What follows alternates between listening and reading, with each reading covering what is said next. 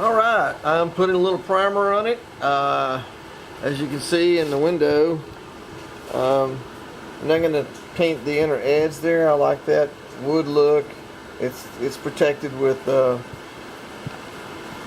fiberglass resin in there, and also the lip that the glass is sitting on, so it'll be fine. And I'm going to keep this outer edge, it gives me a little wood trim, kind of like a woody thing, so I'm leaving that. That's the way that's going to look. Here's the side of it, and you can see up across the top with my fan, fantastic roof vent fan. Again, I thought I was ordering a fantastic fan, but it's a fantastic roof vent fan, which is fine. It works okay. It's by the company Dometic. Along here, I want to keep the wood look along here, so when you open the door, you see the back of the door, which is all wood. I'm not going to do anything with that. It's just covered in fiberglass resin. And then when I put my door back, I have Torx head screws to put the hinges on with. Gives you a little bit of security. And there's my LED. You can see all those LEDs in there from my previous video. I have had to put some window film in the lens because it was so bright, and I can imagine how bright at night it would be. Let's see my little bit of window film there. So it's not stuck in there, it's just kind of force fit in there, which, cut down the glare at night. Not so bright. And then you can see, I don't know if you can see it or not, right along in here, I'm trying to keep that wood edge look in there too, so when you raise the galley lid up, you can see the wood edge. It's got blue painter's tape on it right now, so I don't have to sand the primer off of it to start over again. And we were going to paint down the sides. You can see the blue tape now. We're going to paint down the sides big Texas flags, the whole side of it. But I'm kind of backing off on that now. That just seems like a lot of work. Love Texas, love the flag, but it just seems like a lot of extra work. It's going to make it simple. And then you can see that hurricane strap right across there. It looks great. Rooftop looks pretty good. And if you look closely here, I'll put my finger down, you can see I should be about an inch or so away right now. You can see the orange peel, which when I paint it will help hide a lot of imperfections, and if something gets damaged, it will, damage won't show up so much. And here's my trailer. In the last video, it had the plywood on it. Oh, there I go, moving too fast again.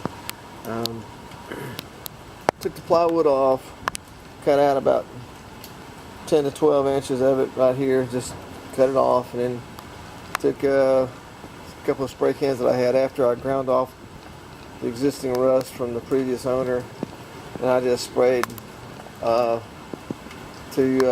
coat that.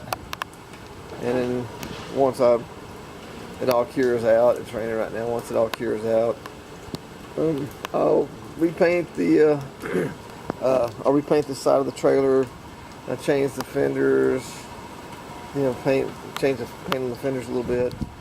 Then I'm going to pull the wheels off, repack those, because I don't know how they've been abused by the previous owner or owners. That's a 2007 trailer. Probably like 1,100 pound capacity, which that should be more than enough even with all the camping gear.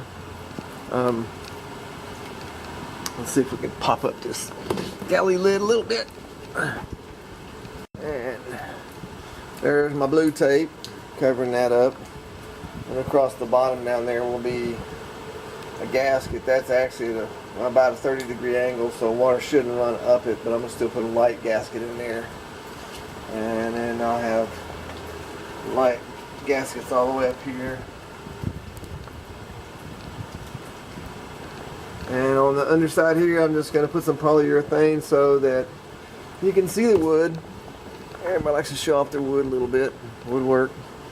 And I may eventually put some drawers and doors here. The battery's not going to stay there. It's going to be moved. That's just where it is, because that's where the fuse bar is going to go.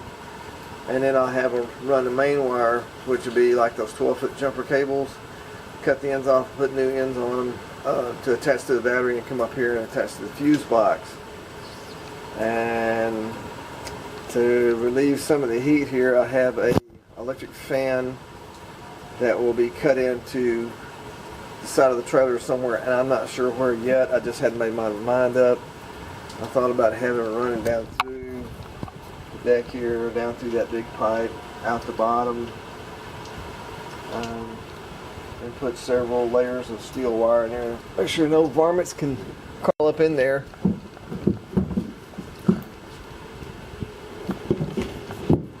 Alright, whee, that was fun. Jerky camera angles. Alright, okay, so that would be the most recent progress on the Teardrop. And I'm looking forward to putting some paint on it.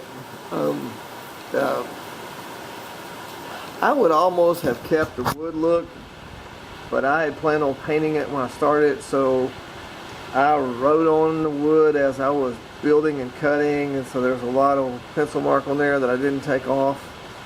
And I didn't bother standing it off because I knew that I was going to paint it.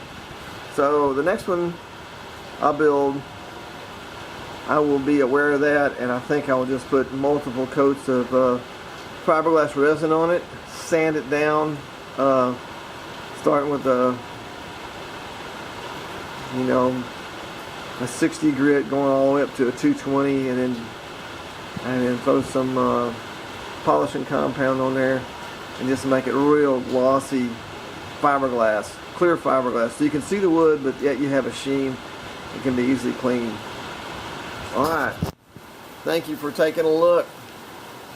It's raining here today. Oh, there's my new fence that I had to take a break from the camper to do. 7.5 feet of privacy. Oh yeah. See you next week.